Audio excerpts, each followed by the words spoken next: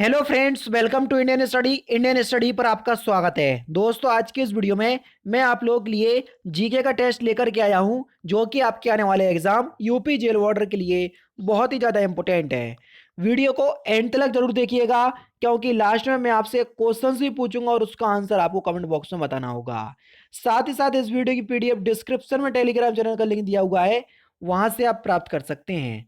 तो पहला क्वेश्चन दोस्तों आपके सामने, भारतीय राष्ट्रीय कांग्रेस की स्थापना कहाँ हुई थी? तो आप सभी लोग जानते हैं कि भारतीय राष्ट्रीय कांग्रेस की जो स्थापना है ये 28 दिसंबर 1885 में हुई थी, यानी कि 1885 में। अच्छा, पूछा है कि हुई कहाँ थी, तो इसका जो पहला अधिवेशन जो है वो बम्बई में यानी कि मुंबई में हुआ था।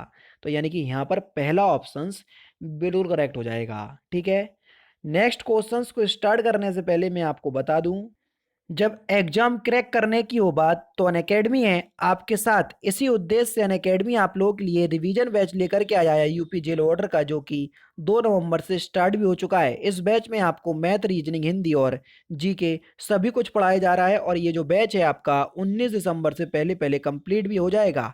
ऐसे बच्चे जिन्होंने अभी तक जेल वार्डर के लिए बिल्कुल भी तैयार नहीं है, तो इस बैच में आप जरूर से एनरोल कर लीजिए। और एनरोल करने के लिए डिस्क्रिप्शन में लिंक दिया हुआ है, वहां से आप इस कोर्स को परचेस कर सकते हैं, और 10% के डिस्काउंट के लिए रेफरल कोड भी डिस्क्रिप्शन में लिखा हुआ है, तो वहां से आप इस कोर्स को परचेस करने में 10% का डिस्काउंट भी प्राप्त कर सकते हैं। तो नेक्स्ट क्वेश्चन की तरफ बढ़ते हैं। क्वेश्चन नंबर 2, राष्ट्रवाद की भावना के प्रचार के लिए गणपति एवं शिवाजी उत्सव किसने प्रारंभ किया? तो किसने प्रारंभ किया था गणपति और शिवाजी उत्सव को? बाल गंगाधर तिलक। दूसरा ऑप्शन बिल्कुल करेक्ट हो जाएगा। शेर शाह का मकबरा कहाँ स्थित है, जल्दी बताओ। हुमायूं को हराने वाला यही था, बताया था। और एक सेट पेपर में और में भी पूछा जा चुका है ये। तो शेर शाह का मकबरा कहाँ पर था? सासाराम बिहार, यहीं पर स्थित है इसका। तीसरा ऑप्शन बिल्कुल करेक्ट हो जाएगा। महमूद गजनबी के आक्रमण में सबसे महत्वपूर्ण आक्रमण कौन सा था? तो देखो, सबसे महत्वपूर्ण आक्रमण की अगर हम बात करें महमूद गजनबी की, तो सबसे महत्वपूर्ण आक्रमण था सोमनाथ पर आक्रमण, यानी कि दूसरा ऑप्शन यहाँ पर आपका बिल्कुल करेक्ट होगा।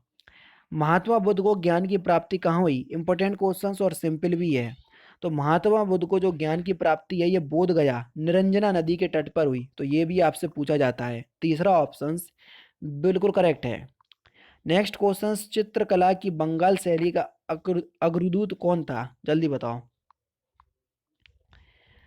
तो देखो, चित्रकला की बंगाल शैली का जो अग्रदूत था वो था आपका अविंद्रनाथ ठाकुर। चित्रकला की बंगाल शैली के अग्रदूत अविंद्रनाथ ठाकुर हैं, और बंगाल कला शैली शांति निकेतन में फली फूली है, जहां पर रविंद्रनाथ टैगोर ने कला भवन की स्थापना की। यहाँ के प्रमुख कलाकार नंदलाल बोस भी थे, विनोद बिहारी बोस, इस तरीके के। ठीक है, नृत्य के मोहिनी अट्टम रूप का विकास कहाँ पर हुआ? मोहिनी अट्टम जो नृत्य है वो किस राज्य से संबंधित है?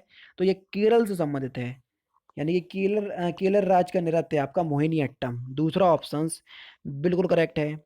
सुंदरवन का डेल्टा कौन सी नदी बनाती है? Important questions. तो सुंदरवन डेल्टा कौन सी नदी बनाती है? गंगा और ब्रह्मपुत्र, यानी कि इस क्वेश्चंस का तीसरा ऑप्शन जो है वो आपका बिल्कुल करेक्ट हो जाएगा। ये विश्व के सबसे बड़े डेल्टाओं में से एक है, या सबसे बड़ा डेल्टा ही है। सुंदरी नामक वृक्ष के कारण इसका नाम सुंदरवन पड़ा। ठीक है, निम्नलिखित में से किस क्षेत्र में साल भर वर्षा होती है, जल्दी बताओ। साल भर वर्षा किस क्षेत्र में होती है? तो आपका सही आंसर हो जाएगा भूमध्य रेखीय क्षेत्र, यानी कि इस क्वेश्चंस का दूसरा ऑप्शन जो है वो आपका बिल्कुल क्या हो जाएगा? करेक्ट हो जाएगा। नेक्स्ट क्वेश्चन से आपका, कि निम्नलिखित में से कौन सुमेलित नहीं है? ये ज्वालामुखियों के नाम दिए और उनके स्थान के नाम। एटना ज्वालामुखी इटली में है, बिल्कुल है। फ्यूजियामा जापान में है, बिल्कुल है। पोपा म्यांमार में है, बिल्कुल है। क्राकोटोआ इंडोनेशिया, नहीं भैया।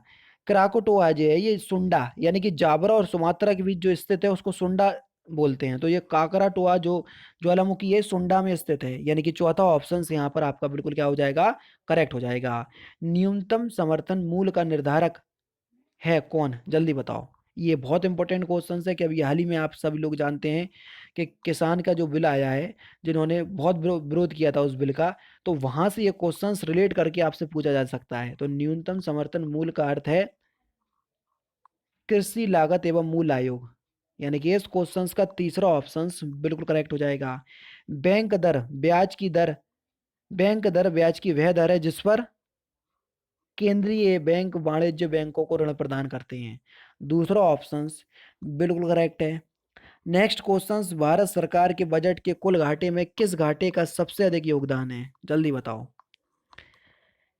तो सबसे अधिक योगदान किस घाटे का है, तो सही आंसर हो जाएगा राजकोषीय घाटा। दूसरा ऑप्शन बिल्कुल करेक्ट। भारत में अधिकतर बेरोजगारी है कैसी, तो भारत में अधिकतम बेरोजगारी है आपकी संरचनात्मक बेरोजगारी। चौथा ऑप्शन करेक्ट। देखो, बेरोजगारी भारत की एक बहुत बड़ी समस्या है। यहाँ पर संरचनात्मक बेरोजगारी है, यानी कि खुली, मौसमी, चक्रीय आदि प्रकार की बेरोजगारी प्रचलित है।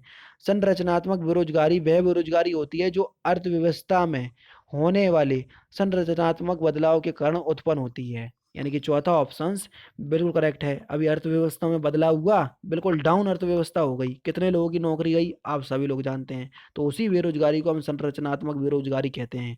तो याद रखना, ये सारे क्वेश्चंस आपके अभी आपके आसपास पिछले महीनों में जो घटा है वहीं से संबंधित हैं, और ऐसे ही क्वेश्चंस आपसे पूछे जाएंगे। कुटीर ज्योति योजना संबंधित है किससे, तो कुटीर ज्योति योजना जो है ये ग्रामीण क्षेत्रों में गरीबी रेखा से जीवन यापन करने वाले परिवारों को विद्युत सुविधा प्रदान करने से है। तीसरा ऑप्शन यहाँ पर आपका बिल्कुल करेक्ट होगा। नेक्स्ट क्वेश्चन, भारतीय संविधान की कौन सी विशेषता इंग्लैंड के संविधान से ली गई, तो इंग्लैंड के संविधान से संसदीय प्रणाली दी गई। तो संसदीय प्रणाली कौन से, देखो पहले ऑप्शन में दिया संघीय प्रणाली आपका लिए गई है कहाँ से, कनाडा से। मूल अधिकार अमेरिका से। मूल कर्तव्य आपके रूस से। तो ये सारी चीजें आपको पता होना चाहिए।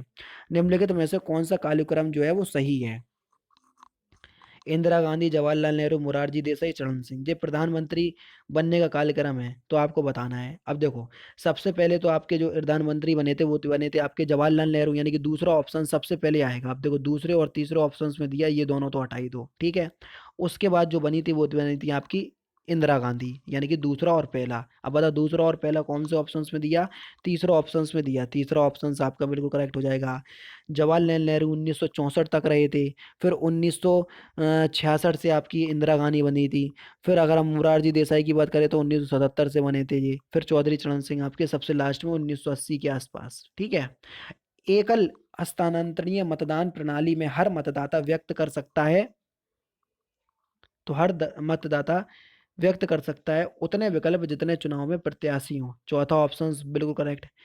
भारतीय संसद के कामकाज में शून्यकाल का क्या अर्थ है, ये जो शून्यकाल जो देन है ये भारत की ही देन है, और इसका अर्थ होता है प्रश्नकाल और अगली कार्रवाई के कार्यसूची के बीच का समय। तीसरा ऑप्शन बिल्कुल करेक्ट हो जाएगा। नेक्स्ट क्वेश्चन, आत्मकथा द इंडियन स्ट्रगल का लेखक कौन है, जल्दी बताओ। तो द इंडियन स्ट्रगल के लेखक कौन है, सुभाष चंद्र बोस। दूसरा ऑप्शन बिल्कुल करेक्ट है। हीमोग्लोबिन का कार्य क्या है, जल्दी बताओ। सिंपल और इंपॉर्टेंट क्वेश्चंस।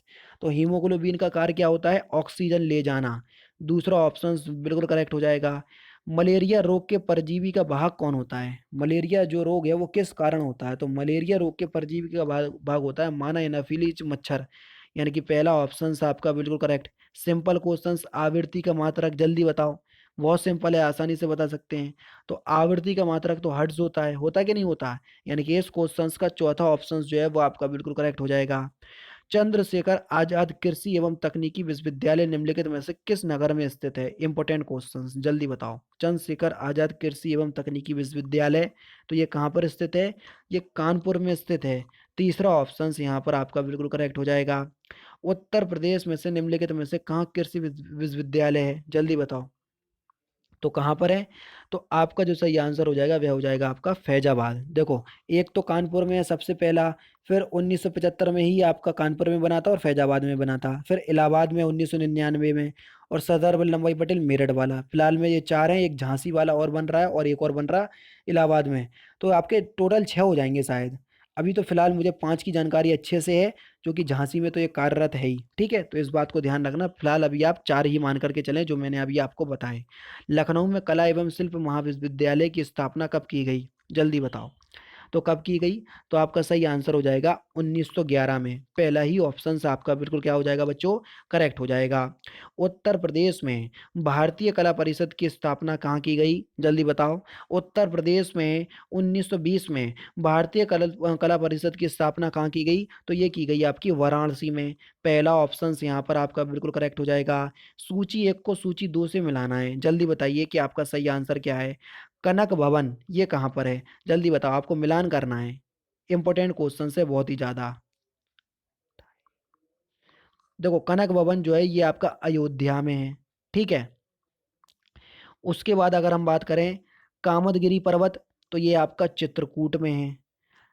कलिंजर दुर्ग ये आपका है, आपका कहाँ पर? बांदा में। और देवासरी बाराबंकी में। यानी कि 4 3 2 1। तो देखो कौन से ऑप्शंस में दिया? 4 3 2 1 दूसरे ऑप्शंस में दिया। दूसरा ऑप्शन बिल्कुल करेक्ट। वर्ष 1947 में राष्ट्रीय पुलिस आयोग का गठन किस सरकार में हुआ था? जल्दी बताओ। राष्ट्रीय पुलिस आयोग का जो गठन है वो किस सरकार में हुआ था?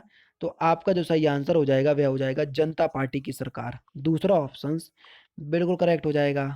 पुलिस विभाग के प्रधान अधिकारी कौन होते हैं? पुलिस विभाग के प्रधान अधिकारी, तो पुलिस विभाग के प्रधान अधिकारी होते हैं आपके डीजीपी। पहला ही ऑप्शन आपका बिल्कुल क्या हो जाएगा? करेक्ट हो जाएगा, ठीक है। जिनको हम पुलिस आयुक्त या पुलिस महानिदेशक भी कहते हैं, ठीक है। नेक्स्ट क्वेश्चन, यदि आपके पड़ोस में मकान में आधी रात में चीखने चिल्लाने की आवाज आ रही, फायरिंग भी चल रही, तो आप क्या करेंगे? सुना अनसुना कर देंगे, अपने प्राण संकट में नहीं डालेंगे, तुरंत पुलिस को फोन कर सूचित करेंगे, या अपना फोन बंद कर देंगे? अरे भैया जब बगल में कोई दिक्कत है तो हम पुलिस को फोन करेंगे। तीसरा ऑप्शन बिल्कुल करेक्ट है। नेक्स्ट क्वेश्चन, स्वावलंबन यानी कि पेंशन योजना का उद्देश्य क्या है? तो इस योजना का उद्देश्य क्या है? स्वावलंबन योजना का उद्देश्य, देखो स्वावलंबन योजना का जो बेसिकली उद्देश्य है तो वह है असंगठित क्षेत्रों के लोगों को अपनी सेवानिवृत्ति के लिए स्वैच्छिक आधार पर बचत के लिए प्रोत्साहित करने हेतु स्वावलंबन योजना का प्रारंभ किया गया था 2010 में। लेकिन यहाँ पर ऑप्शंस में कुछ दिया ही नहीं है, इसलिए हम इनमें से कोई नहीं लगाएंगे। तो चौथा ऑप्शन यहाँ पर आपका बिल्कुल करेक्ट हो जाएगा। समेकित बाल विकास योजना में बालकों को कौन कौन सी सुविधाएं प्रदान की जाती हैं? निःशुल्क शिक्षा की सुविधा प्रदान की जाती है, पौष्टिक आहार की भी, टीकाकरण की भी। तो ये सभी सुविधाएं आपको प्रदान की जाती हैं। चौथा ऑप्शन बिल्कुल करेक्ट है। किसी नेटवर्क पर ऑनलाइन लिखित वार्तालाप को हम क्या कहते हैं? अगर आप ऑनलाइन बात कर रहे हैं तो उसको हम चैटिंग ही तो कहते हैं। दूसरा ऑप्शन आपका बिल्कुल करेक्ट है। सबसे लंबी खाद्य श्रृंखला मिलती है, तो सबसे लंबी खाद्य श्रृंखला आपको घास के मैदानों में मिलेगी। कहाँ पर दोस्तों? घास के मैदानों में। यानी कि इस क्वेश्चंस का पहला ऑप्शन जो है वो आपका बिल्कुल क्या होगा? करेक्ट होगा। अंतर्राष्ट्रीय महिला दिवस कब मनाया जाता है? सिंपल और इम्पोर्टेंट क्वेश्चंस। तो अंतर्राष्ट्रीय महिला दिवस हम कब मनाते हैं? प्रत्येक वर्ष हम 8 मार्च को मनाते हैं। पहला ही ऑप्शन यहाँ पर आपका बिल्कुल करेक्ट है। और लास्ट क्वेश्चन से आपका कि नीली क्रांति किससे संबंधित है? तो इस क्वेश्चन का आंसर आप मुझे कमेंट बॉक्स में बताएंगे, क्योंकि लास्ट क्वेश्चन है। अच्छा, ये जो वीडियो है इसको बनाने में कितनी मेहनत लगती है आप सभी लोग जानते हैं। और 500 लाइक का टारगेट मैं रखता हूँ कि भैया वीडियो को प्लीज़ 500 लाइक तक जरूर पहुँचाइए। लेकिन आप लोग वीडियो को लाइक नहीं करते तो बहुत ज़्यादा हर्ट महसूस करता हूँ, यानी कि बहुत ज़्यादा दुखी होती है मुझे कि यार आप लोग बताओ वीडियो को लाइक तक नहीं कर रहे हैं। लाइक के लिए आपसे कोई भी पैसा नहीं लिया जा रहा। अगर आपको वीडियो अच्छी लगे, कुछ सीखने को मिला वीडियो के दौरान, तो प्लीज़ दोस्तों वीडियो को लाइक ज़रूर कीजिए। तो दोस्तों फिलहाल की वीडियो में सिर्फ इतना ही। अगर आपको वीडियो पसंद आए तो प्लीज़ दोस्तों वीडियो को लाइक कीजिए, शेयर कीजिए, और साथ ही साथ हमारे चैनल को सब्सक्राइब करना ना भूलें, क्योंकि मैं रोजाना इसी तरह के वीडियोज़ आप लोगों के लिए लाता रहता हूँ। नमस्कार दोस्तों, जय हिंद, जय भारत।